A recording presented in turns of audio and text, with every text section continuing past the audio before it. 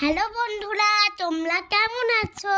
আজ যে আমার মা আমার জন্য কি রান্না করেছে দেখো। আমার তো এক্সাম চলছিল, তাই আমি অনেক দিন ভিডিওতে আসিনি। আমার মাও অনেক দিন ভিডিও বানায়নি। মা হঠাৎ কেন আজ ফ্রাইড রাইস বানালো সেটা মা তোমাদের বলবে। যেমনটা আমার মেয়ে তোমাদের বলল যে কেন আজ হঠাৎ করে ফ্রাইড রাইস বানিয়েছি, সেটা আমি তোমাদের বলবো। তো ঘটনাটা বলি, শোনো।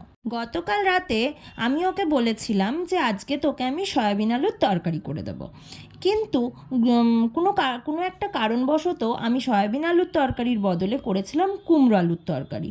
কিন্তু মহারানীর তো কুমড়ো খেতে একদম পছন্দ করে না।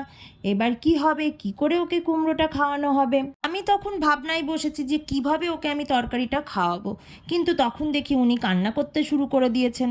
তখন আমি ওকে বলেছিলাম যে তুই যদি আজকে কুমড়ো আলুর তরকারিটা খেয়ে নিস মাম্পু ভালোভাবে, তাহলে আগামীকাল তুই যা চাইবি আমি তোকে তাই দেব। তবে আরেকটা কথাও ওকে বলেছিলাম যে কোনো অন্যায় আবদার যদি তুমি করো তাহলে কিন্তু সেই আবদার আমি রাখবো না। সকালবেলায় স্কুল থেকে বাড়ি ফিরেই মহারানী বললেন যে মা, তুমি তো কাল রাতে আমায় কথা দিয়েছিলে আমি আজ যা চাইবো তাই করে দেবে, তো তুমি আজকে আমায় ফ্রাইড রাইস আর সয়াবিন আলুর তরকারি করে দাও। এইবার আমার তো মাথায় হাত যে ফ্রাইড রাইস তো আমি বানিয়ে দেবো, কিন্তু সয়াবিন আলুর তরকারি কি করে করব? আমার তো আলুর দম অলরেডি করা হয়ে গেছে, কারণ ওর বাবাকে যে টিফিনে দিয়েছি।